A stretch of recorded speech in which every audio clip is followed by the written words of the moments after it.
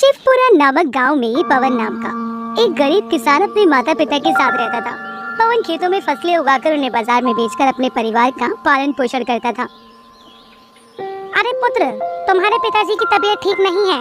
वैद्य जी ने उन्हें समय पर दवा और अच्छा खान पान लेने को कहा है। मैं काफी दिनों से दवा नहीं खा रही हूँ, इसलिए मेरे भी जोड़ों में दर्द बहुत बढ़ गया है। तुम कोशिश करके कुछ पैसों का इंतजाम करो ताकि अब हम तुम्हारे पिताजी का इलाज करवा सकें।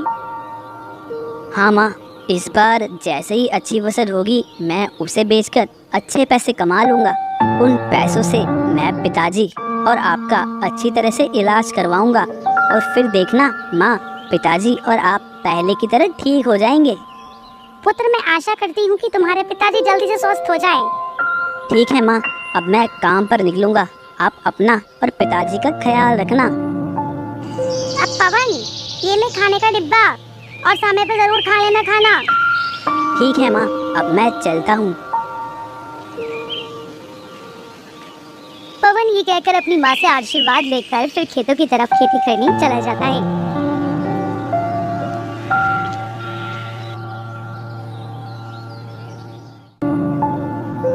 इस बार मुझे कुछ न कुछ करके अच्छी फसल उगानी ही होगी, क्योंकि अगर इस बार फसल खराब हुई तो मैं बर्बाद हो जाऊंगा और अब मेरे पास भी इतने पैसे नहीं हैं कि मैं फिर से फसल उगा सकूं। पवन ये कहकर खेतों में बीज बोने लगता है। तभी वहाँ उसके गांव का एक दोस्त कमल आता है और कहता है, तुम क्या कर रहे हो? कुछ नहीं कमल, मैं दोबारा खेतों में इन बीजों को लगा रहा हूँ। पवन, ये तो मुझे भी दिख रहा है कि तुम इन बीजों को खेतों में लगा रहे हो, मगर तुम जानते हो ना कि इस समय मौसम किस तरह से बदल रहा है। कभी धूप आ जाती है तो कभी बारिश आ जाती है। तुम्हें क्या लगता है कि तुम्हारी फसल उगेगी? हाँ, मुझे भगवान पर पूरा यकीन है कि इस बार मेरी फसल बहुत अच्छी उगेगी। पवन ये कहकर दोबारा से अपने काम में लग जाता है। पवन का दोस्त कमल मुंह बनाकर वहाँ से चला जाता है।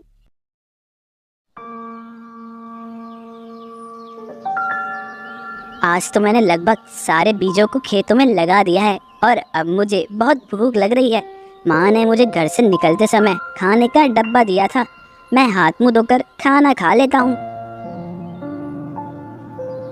पवन जैसे ही हाथ मुंह धोकर खाने का डिब्बा लेकर एक किनारे बैठता है, तभी वो एक साधु बाबा को अपनी तरफ आते हुए देखता है।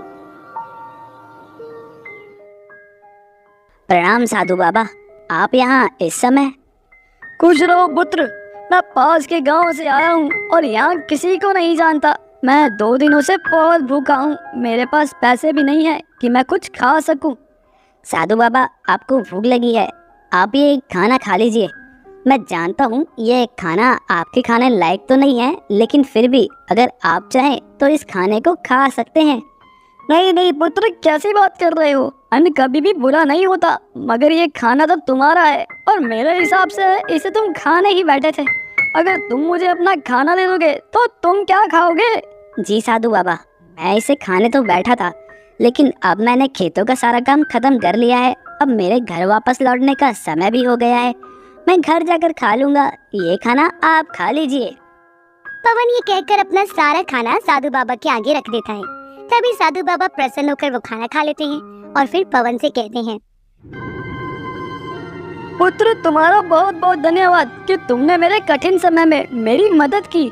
मैं तुम्हें आशीर्वाद देता हूँ कि आने वाली सभी कठिन परिस्थितियों का तुम डटकर सामना करोगे, साथ ही अपनी मेहनत और लगन से बहुत ज्यादा धनवान हो जाओगे, बहुत ज्यादा। साधु बाबा पवन को ये आशीर्वाद देकर वापस लौट जाते हैं, जबकि पवन उन्हें जाता देख खुद भी अपने घर की तरफ चला जाता है। पवन, अब तू आ गया?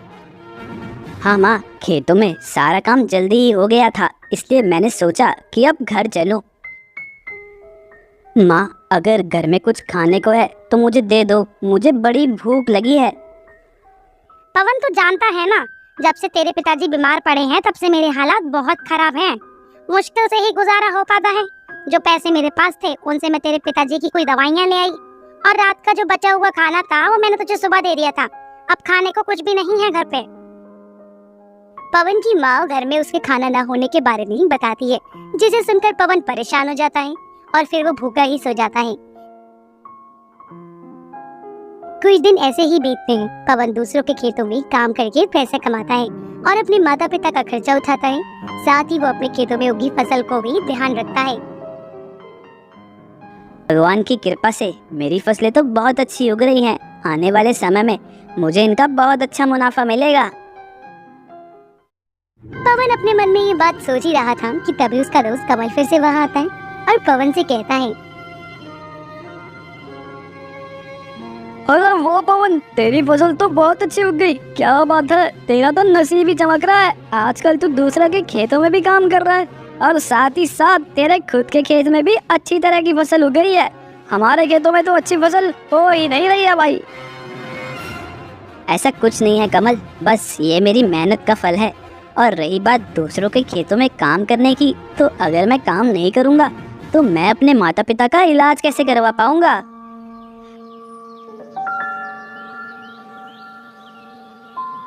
पवन कमल से ये सब कह ही रहा था कि तभी अचानक मौसम खराब हो जाता है और देखते ही देखते बारिश शुरू हो जाती है।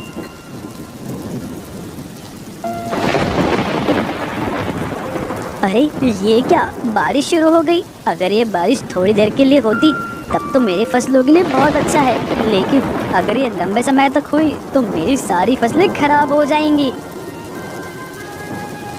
कमल बारिश होता देख अंदर ही अंदर बहुत खुश होता है और फिर पवन से कहता है, अब मुझे चलना चाहिए वरना कहीं बारिश तेज ना हो जाए। तुम अपनी फसल का ध्यान रखना। कमल ये कहकर वहाँ से हंसते हुए चला जाता है, जबकि पवन मूसलाधार